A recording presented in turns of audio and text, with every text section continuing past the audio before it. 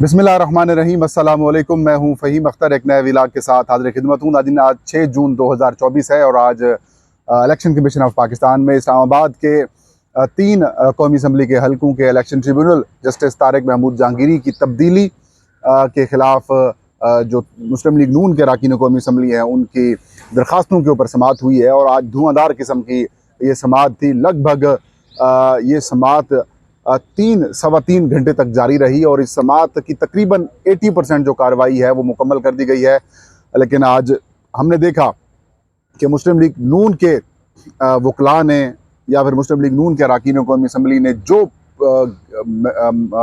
बना बनाया उनका एक स्क्रिप्ट था इलेक्शन कमीशन के साथ मिलकर चलने वाला, उसको जब तहरीक इंसाफ के अरकान कौमी असम्बली पहुँचते हैं, जो उम्मीदवार अरकान असम्बली थे वो पहुंचते हैं, उनके वकला पहुंचते हैं, तो वो सारा का सारा जो स्क्रिप्ट था उसे उखाड़ कर बाहर फेंक दिया और परेशानी के ऊपर मजबूर कर दिया। और लीगी रहनुमा और जो वकला थे वो इलेक्शन कमीशन ऑफ पाकिस्तान का कमरा अदालत भी छोड़ने के ऊपर मजबूर हुए, पसीने भी निकलते हुए दिखाई दे। और जो लॉ पॉइंट्स के ऊपर गुफ्तगू की उसमें इलेक्शन कमीशन ऑफ पाकिस्तान और मुस्लिम लीग नून के अरकान असम्बलियों को काफ़ी ज़्यादा उन्होंने एक्सपोज भी कर दिया और उनको बैकफुट के ऊपर भी धकेल दिया। और एक मौका ये आया कि तहरीक इंसाफ के उम्मीदवार के जो वकील हैं उनको इलेक्शन कमीशन ने कहा कि हम आपको अपना वकील बनाते हैं। तो इस तरह की सूरत हाल आज देखने को मिली। 3 कौमी असम्बली के हलके हैं इस्लामाबाद के NA 46, 47 और 48। यहाँ से बिलतरतीब NA 46 से अंजुम वकील खान नून लीग के फार्म 47 के ऊपर जीते गए, NA 47 से फार्म 47 के ऊपर तारिक फजल चौधरी साहब को जितवाया गया और NA 48 से फार्म 47 के ऊपर राजा खुर्रम नवाज साहब को जितवाया गया और तहरीक इंसाफ के जो उम्मीदवारान थे उनको हरा दिया गया। PTI के हिमायत याफ्ता ये तीनों अरकान असम्बली ये क्लेम करते हैं और ये बात किसी हद तक दुरुस्त भी है कि वो फार्म 47 के बेस के ऊपर जीते हुए हैं, लेकिन इनको फार्म 45 के ऊपर जीते हुए हैं, लेकिन इनको फार्म 47 के ऊपर हरा दिया गया। इलेक्शन ट्रिब्यूनल जो कि इलेक्शन कमीशन ऑफ पाकिस्तान ने अपॉइंट किया, जिनको इस्लामाबाद हाई कोर्ट की रिकमेंडेशन के ऊपर, chief justice Islamabad high court की रिकमेंडेशन के ऊपर जस्टिस तारिक महमूद जहांगीरी ने अब तक की 3 से 4 समातें जो है वो की हैं।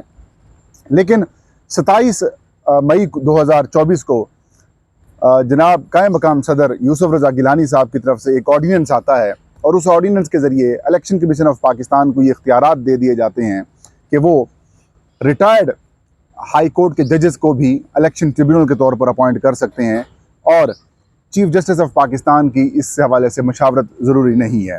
अब इलेक्शन कमीशन ऑफ पाकिस्तान को जब ये इख्तियारात मिलते हैं तो इलेक्शन ट्रिब्यूनल इस्लामाबाद, जो कि एक वाज़ेह तौर पर नज़र आ रहा था कि वो इन इस्लामाबाद के तीनों हलकों का फ़ैसला चंद रोज़ में करने वाले हैं, उनके ख़िलाफ़ इलेक्शन कमीशन ऑफ पाकिस्तान के अंदर दरख्वास्त दायर कर दी जाती है।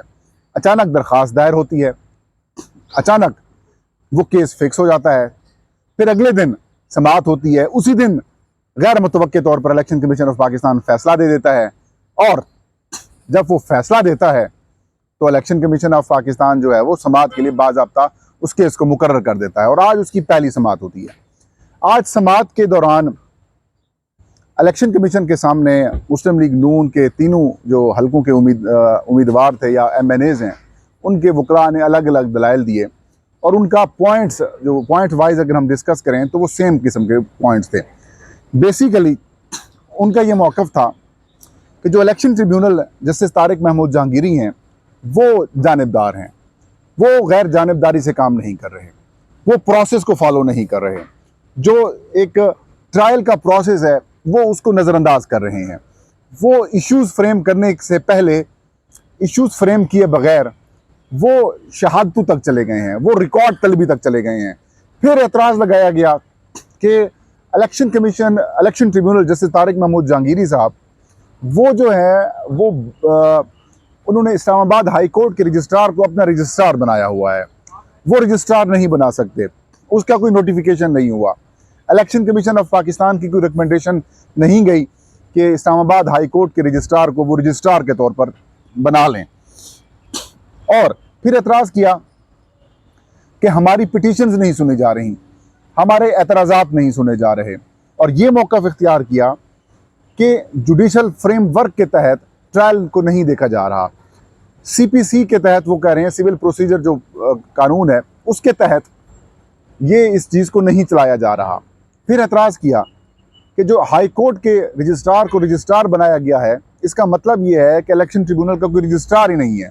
जब कोई रजिस्ट्रार नहीं है तो फिर केस ही फाइल नहीं हुआ, दायर नहीं हुआ। लिहाजा ये जो प्रोसेस है, ये जो प्रोसेस इख्तियार किया गया है, या फिर ये जो इलेक्शन ट्रिब्यूनल के अंदर जो पिटिशन्स दायर की गई हैं, ये सारी की सारी गैर कानूनी हैं। लिहाजा इनको इस ट्रिब्यूनल को ख़त्म कर दिया जाए, इन ट्रिब्यूनल की जगह के ऊपर नया ट्रिब्यूनल लगाया जाए, या फिर ये किसी सूबे के अंदर मुंतकिल कर दिया जाए, या कोई ऐसा रास्ता और निकाला जाए जिससे हमें इंसाफ मिल सके। क्योंकि ये जल्दबाजी के अंदर जो प्रोसेस कर रहे हैं, ये जो है वो इस इंसाफ के तकाजे जो है वो पूरे नहीं हो रहे। अब इन सब के मिले तीनों के जो दलाइल हैं वो यही थे। फिर शुएब शाहीन साहब के ऊपर ये एतराज़ किया गया कि उन्होंने जो पिटीशन अपनी दायर की है वो 45 रोज़ के का जो टाइम बॉट है उसके बाद जो है वो पिटीशन जो है वो दायर की है, जिसकी वजह से इलेक्शन ट्रिब्यूनल को हमने दरख्वास्त दी, एतराज़ किया, लेकिन इलेक्शन ट्रिब्यूनल ने हमारी एतराज़ के ऊपर कोई फ़ैसला नहीं किया।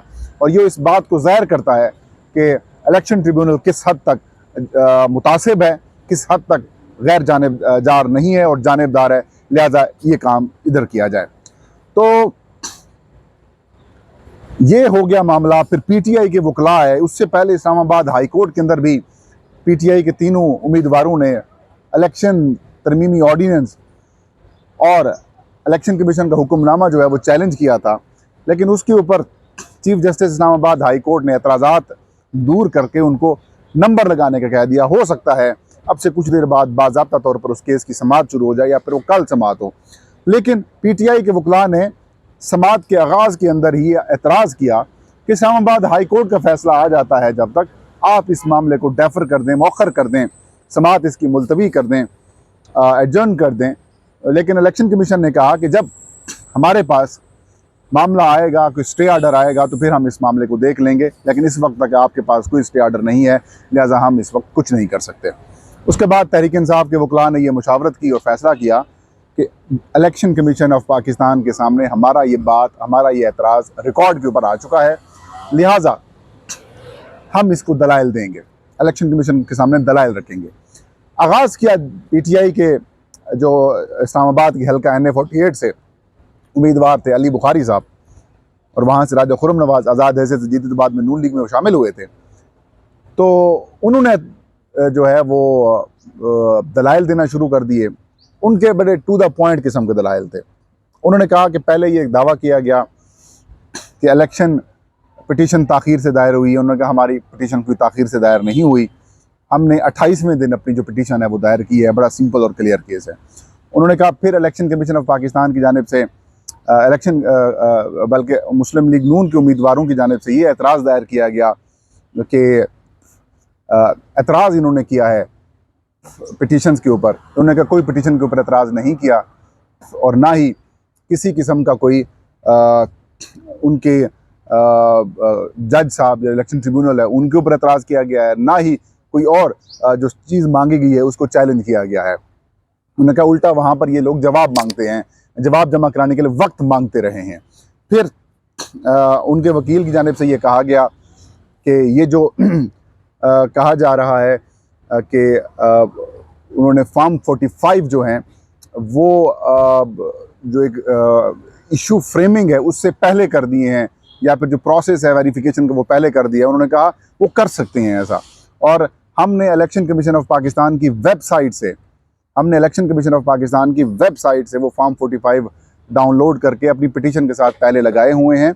वो उसका सिर्फ उन्होंने जायज़ा लिया है और कोई मटीरियलिस्टिक या दस्तावेजी ऑर्डर नहीं दिया। अगर ये ऑर्डर देते भी हैं तो इनको वो इलेक्शन ट्रिब्यूनल के ऑर्डर को फाइनल होने के बाद जो सुप्रीम कोर्ट ऑफ पाकिस्तान है वहाँ पर उसके अंदर अपील कर सकते हैं। लिहाजा यहाँ वाला अपील वाली बात भी नहीं है। उन्होंने कहा इलेक्शन ट्रिब्यूनल ने 12 इनसे जवाब मांगा, जवाब नहीं जमा कराया गया। इनसे फॉर्म 45 की कॉपी मांगी गई, वो जमा नहीं कराई गई, और जब फॉर्म 45 के ऊपर इनको काफ़ी वक्त दे दिया गया तो फिर ये एतराज़ लेकर इलेक्शन कमीशन ऑफ पाकिस्तान के अंदर पहुँच गए और उन्होंने वाजे किया। बाद में फिर अली बुखारी साहब ने भी दलाइल दी और उन्होंने बड़े ज़बरदस्त किस्म के दलाइल दिए। अली बुखारी साहब ने कहा एक क्लियर सिंपल केस है।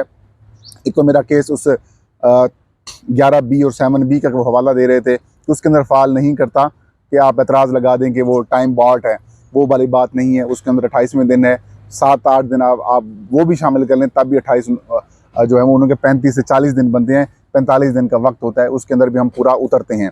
फिर उन्होंने कहा कि फार्म 45 दे दें।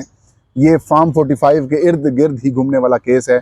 उन्होंने कहा कि गवाहों की लिस्ट फराहम नहीं की गई, उसके बाद ये सारा प्रोसेस। उन्होंने कहा मैंने ये गवाहों की फहरिस्त भी सबसे पहले जो है वो जमा करा दी थी, लिहाजा ये आपका भी एतराज़ नहीं बनता। फिर अली बुखारी साहब ने कहा कि ये फार्म 45 दे दें।